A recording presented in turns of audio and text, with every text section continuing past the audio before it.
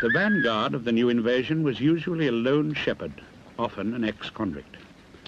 To the Aborigines, the shepherd was a specific enemy whom they could resist.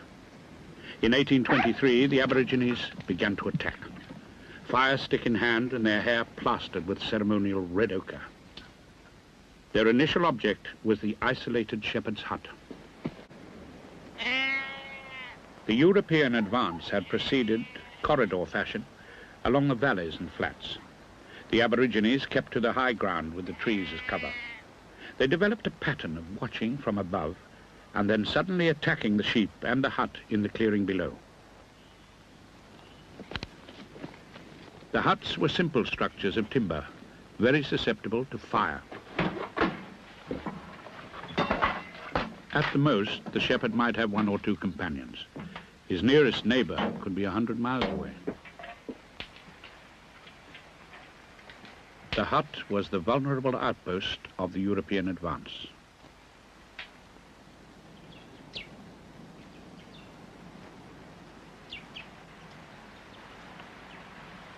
The shepherds had to rely on the single-barreled muzzle-loading musket, which was clumsy and slow. Can you explain to me exactly what you're doing? Well, I'm just placing, I've poured the powder in. I'm just placing the wad in the barrel to hold the powder in and plus give it a seal. And from there on after that we can fire it. Mm. About how long would it take to load one of these things if you're experienced in it? Oh, I suppose 3/4 of a minute to a minute. It's a long time, isn't it? Gives the other guy a chance.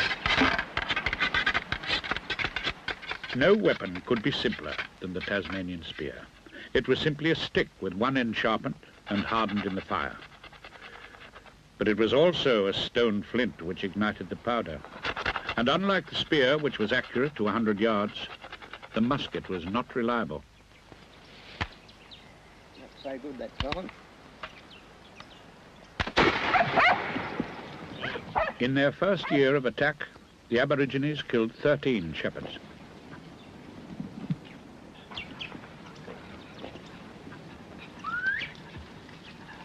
Man on man, in this guerrilla war, the Aborigines could hold their own. They used the tactics of hunting. The Europeans were always complaining that the Aborigines never sought a fair fight, as they said, never fought in the open. They always hit 1 or 2 men when they were on their own, when it was getting dark, when they weren't looking. And then as soon as they turned around, as soon as any sort of show of force was developed, the Aborigines weren't there. They were behind, they were hitting somewhere else.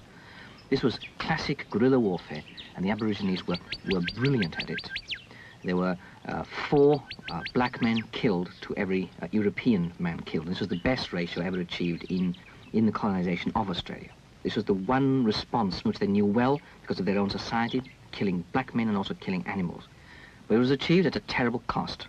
They had to lose in the end because every black man who was shot, he could not be replaced.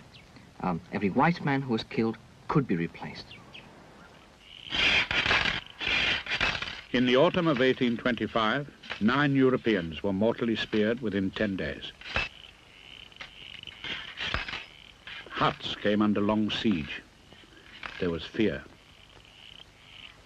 Fear mixed with the old contempt and produced hate and indiscriminate retaliation.